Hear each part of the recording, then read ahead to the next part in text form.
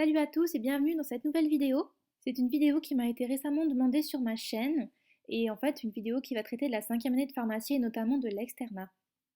Voici le commentaire en question. J'ai flouté l'auteur et puis la photo de profil parce que je ne savais pas si cette personne souhaitait apparaître sur ma chaîne. Et en fait, elle me dit qu'elle aime beaucoup mes vidéos et mon blog et elle voulait que je développe et que je fasse une vidéo sur la 5e année et plus précisément ce que j'ai été amenée à faire à l'hôpital pendant cette année d'externat. Alors pour commencer, sache que ton petit commentaire m'a fait vraiment plaisir. J'adore recevoir vos commentaires, donc n'hésitez pas à en laisser sous cette vidéo avec des nouvelles idées ou des sujets que vous voulez que j'aborde. Et puis mettez un pouce bleu si cette vidéo vous a plu. On va commencer sans plus attendre et je vous ai mis un petit fond un peu marin parce que c'est les vacances, donc il faut quand même être détente. Donc l'externat, c'est quoi? L'externat de pharmacie, c'est un peu le même principe que l'externat de médecine, c'est-à-dire qu'on va se retrouver à aller travailler dans l'hôpital. Quand je parle d'hôpital, c'est le CHU, donc le centre hospitalier universitaire, qui est juste à côté de votre fac. Et l'externat de pharma, ça ne concerne pas les CHR ou les services de SSR ou plein d'autres lieux de stage qui peuvent concerner les internes. Donc là, ça sera par la suite, si vous poursuivez avec l'internat, vous aurez accès à des nouveaux lieux de stage. Mais quand on est en 5e année, on reste dans le cadre de la fac et donc du CHU. Combien de temps on y passe dans cet externat et dans cet hôpital? Alors, je ne vais pas vous donner une réponse vraiment précise parce que ça dépend des facs et ça dépend de la filière que vous avez choisie. Par exemple, dans ma fac, donc, et comme dans toutes les autres facs, il y avait 3 filières de dispo, donc l'officine, l'industrie et l'internat. Et donc en fonction de la filière que vous aviez choisie en 4e année, et ben en 5e année, vos terrains de stage étaient un petit peu adaptés.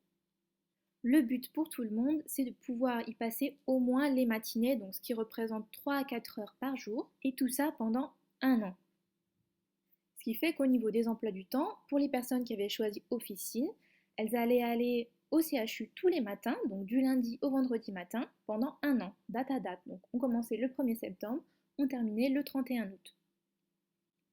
Pour les personnes qui avaient choisi industrie, elles devaient faire un stage un petit peu plus important à la fin de l'année, donc ce qui fait qu'il y a 3 mois qui étaient basculés sur une après-midi, et donc ils faisaient le matin, plus pendant 3 mois, une après-midi.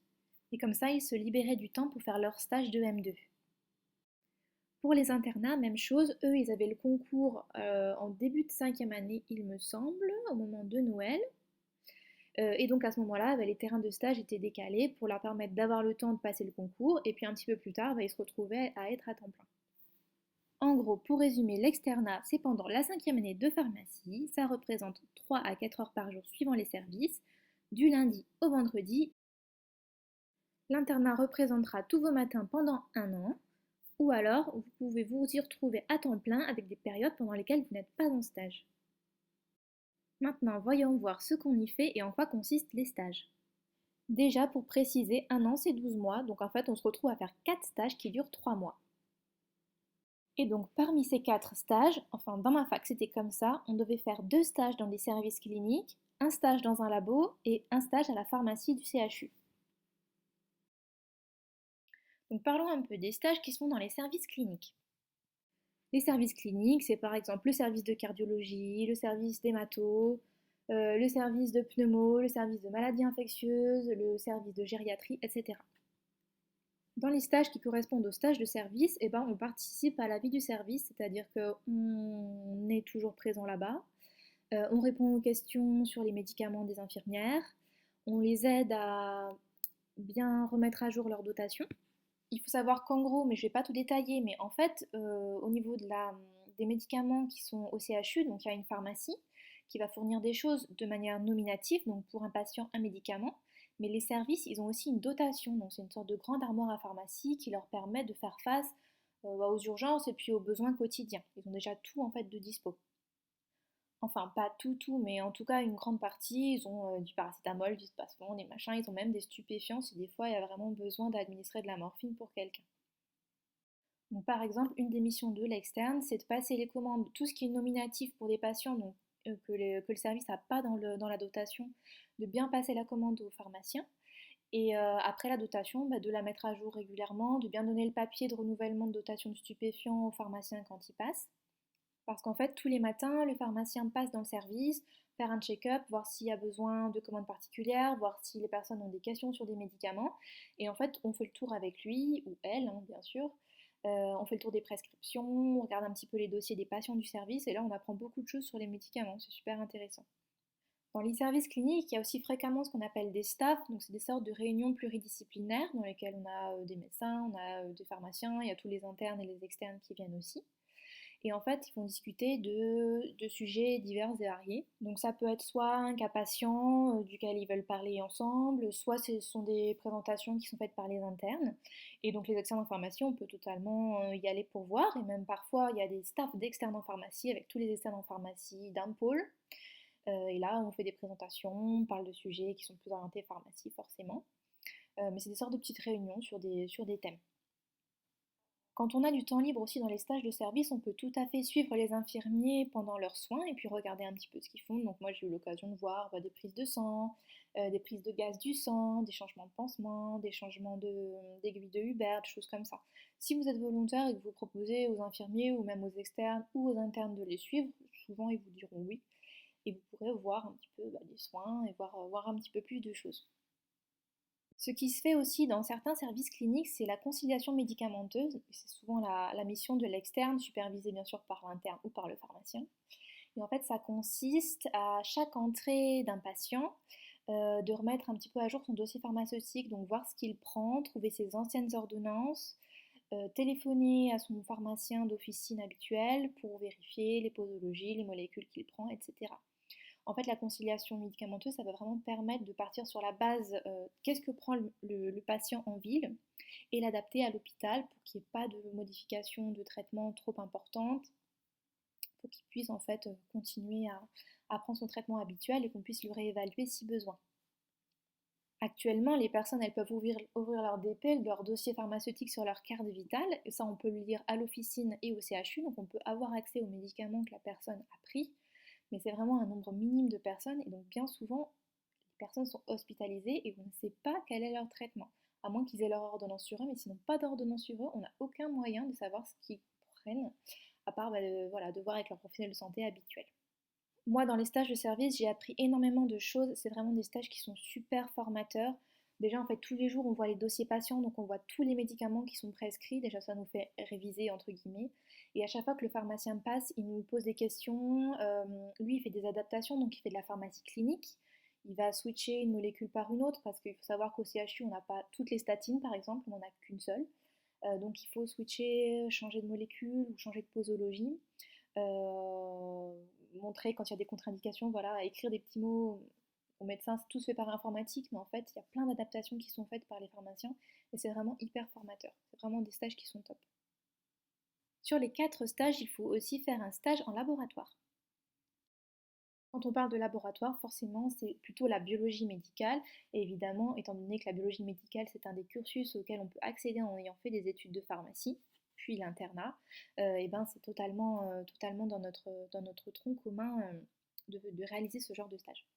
Donc pour nommer un petit peu les services et les labos dans lesquels on peut faire son stage, il y a par exemple l'immunologie, l'hématologie, la bactériologie, la virologie, parasitologie, mycologie, un labo aussi de pharmaco et de toxicologie.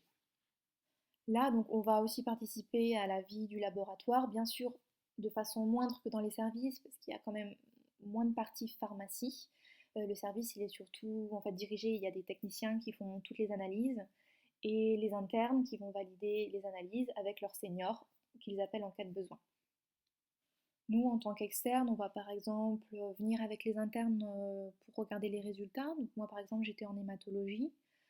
Et en fait, il y a une sorte de microscope où on peut regarder à plusieurs. Donc à chaque fois que l'interne regardait une lame, ben, on peut regarder avec lui, on peut voir les différentes cellules, apprendre à les nommer.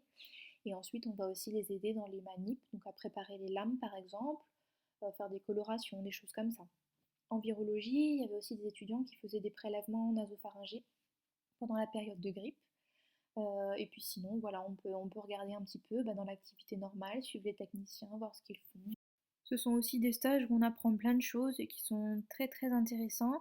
Après, c'est vrai que moi j'avais l'impression de servir un peu moins à quelque chose que dans les services, mais c'est un avis plutôt personnel.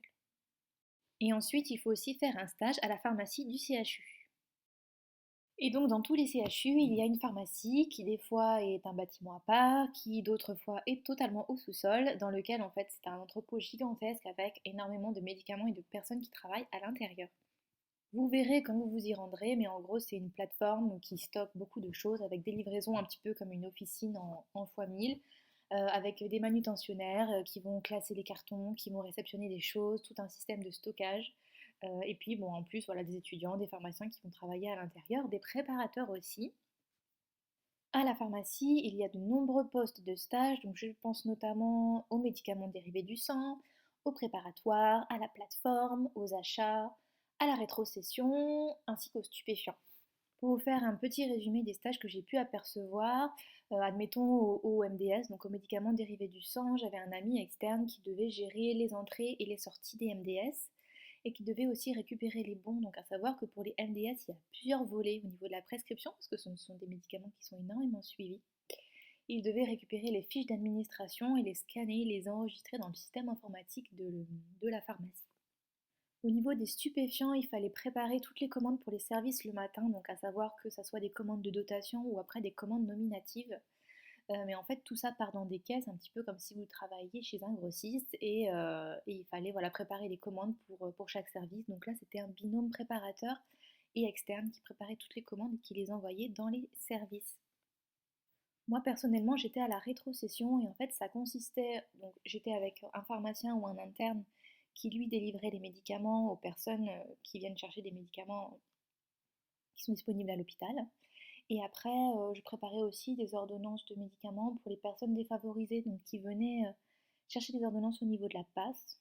Et la PAS, c'était une sorte d'organisme qui permettait justement aux personnes qui n'avaient pas assez d'argent d'avoir quand même accès aux médicaments. Et encore une fois, j'ai pas pu voir tous les terrains de stage, mais comme je vous dis, il y avait des stages au préparatoire, il y avait des stages aussi aux achats. Il faut savoir qu'il y a une grosse plateforme d'achat au niveau des CHU qui font des achats groupés et qui font des appels d'offres à chaque fois qu'ils ont besoin d'un dispositif. Il y avait aussi, euh, il y avait aussi un terrain de stage au niveau des dispositifs médicaux et de la gestion des dispositifs. Et par exemple, les étudiants qui avaient choisi de faire l'internat avaient accès à des stages à l'EFS ou en matériaux-vigilance par exemple.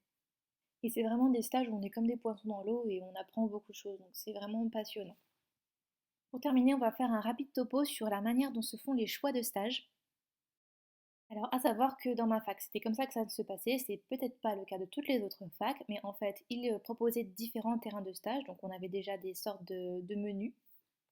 Donc, en fonction de la filière que vous aviez choisie, vous n'aviez pas accès au même menu. Donc, par exemple, les personnes qui prenaient internat avaient accès à des laboratoires plus spéciaux, les officinaux à la rétrocession, par exemple, ce qui ressemble un peu plus à de l'officine. Et du coup, par rapport à votre classement qu'on avait en quatrième année, on pouvait choisir les stages. Donc il y a eu une procédure de choix avec l'ordre qui se déroule et puis chaque personne qui choisit son menu de stage. À savoir que bien sûr, il y a des personnes qui n'ont pas eu le menu de stage qu'ils voulaient parce qu'ils n'étaient pas assez bien classés. Mais en gros, il y avait toujours 4 menus avec les mêmes stages, mais pas dans le même ordre. Donc si on avait de la chance, on pouvait quand même avoir les stages qu'on voulait. En fait, il fallait vraiment être 4 personnes qui voulaient exactement les mêmes stages pour ne pas avoir accès aux stages voulus. Voilà, donc écoutez, j'espère que j'ai répondu à toutes vos questions sur l'externat de pharmacie. N'hésitez pas à mettre un pouce bleu si cette vidéo vous a plu ou me laisser un petit commentaire en barre de commentaires et j'essaierai d'y répondre dès que je suis disponible.